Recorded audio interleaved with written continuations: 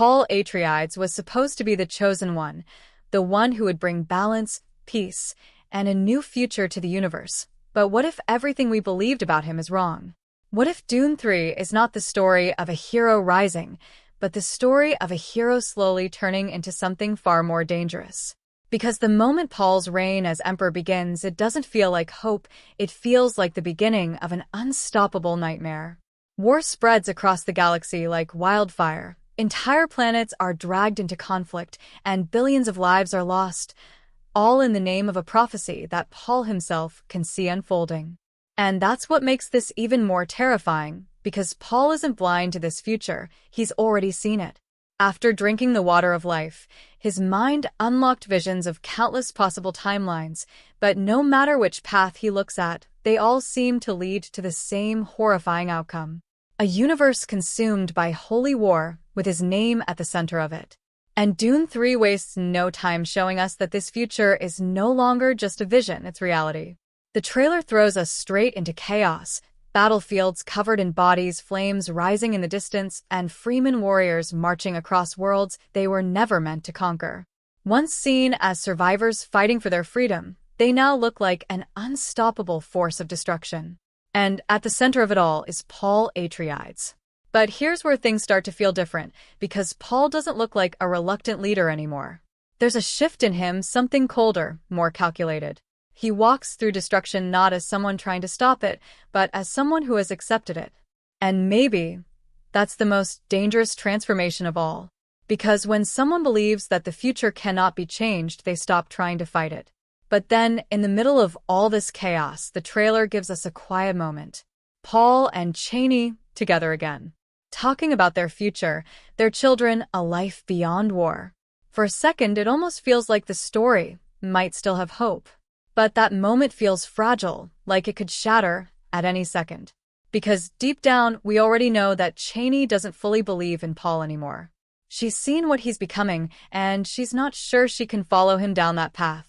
And this creates one of the most powerful conflicts in the entire story, not just a war between armies, but a war between belief and reality, between love and fear. But just when you think the story is about to focus on this emotional struggle, Dune 3 introduces something even more unsettling. A new player enters the game, Scytale. And he's not like the enemies Paul has faced before. He doesn't rely on brute strength or massive armies.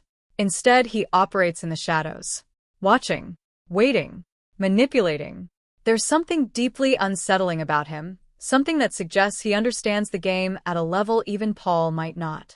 And that raises a terrifying possibility. What if Paul's visions aren't as complete as he thinks? What if there are forces moving in the background, shaping the future in ways he cannot see? Because if that's true, then Paul isn't in control, he's just another piece on the board. And that changes everything. But the tension doesn't stop there, because we also see the rise of Alia Atreides. And if you know her story, you already understand why this is such a big deal. Alia isn't just Paul's younger sister. She's a being with knowledge and awareness far beyond her years. And that kind of power, especially in a world already on the edge of collapse, can be incredibly dangerous. There's a sense that Alia's role in Dune 3 will go far beyond what we've seen before. That she might not just support Paul's rule, but influence it in ways that could push things even further into darkness. And suddenly, the story isn't just about Paul anymore. It's about a family, a dynasty, shaping the fate of the entire universe. And this is where Dune 3 truly separates itself from the previous films. Because this isn't just a story about war, it's a story about power and what that power does to people.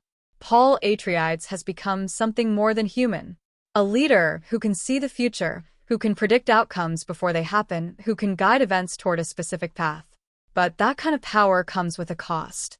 Because when you can see every possible future, you also see every possible tragedy, every death, every sacrifice, every moment of suffering. And the question is, how do you live with that?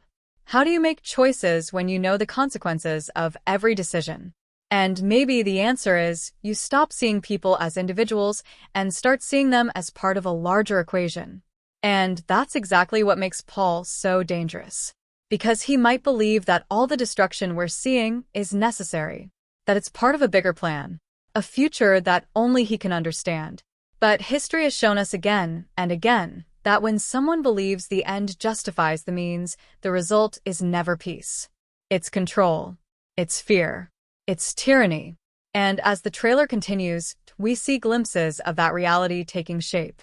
Massive battles, political tension, entire worlds caught in the crossfire.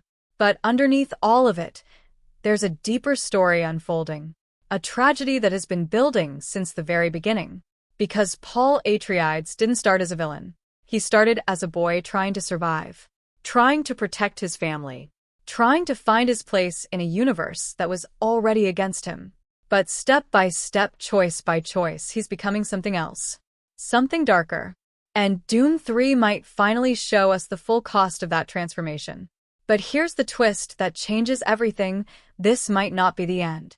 Because everything we're seeing, all the war, all the destruction, all the political chaos, it feels like it's building towards something even bigger. A continuation of the Dune universe that goes beyond just Paul's story. Because the world of Dune doesn't end with one ruler or one war. It evolves. It changes. And sometimes it creates something even more dangerous than what came before. So the real question isn't just whether Paul Atreides is the hero or the villain anymore. It's whether the universe can survive what he's becoming. Because when someone has the power to see the future and the willingness to sacrifice everything to achieve it, there may be no stopping them.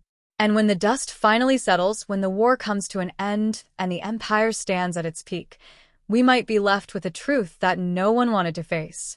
That the chosen one, the savior, the hero we believed in from the very beginning, was never meant to save the universe at all, but to change it forever, no matter the cost.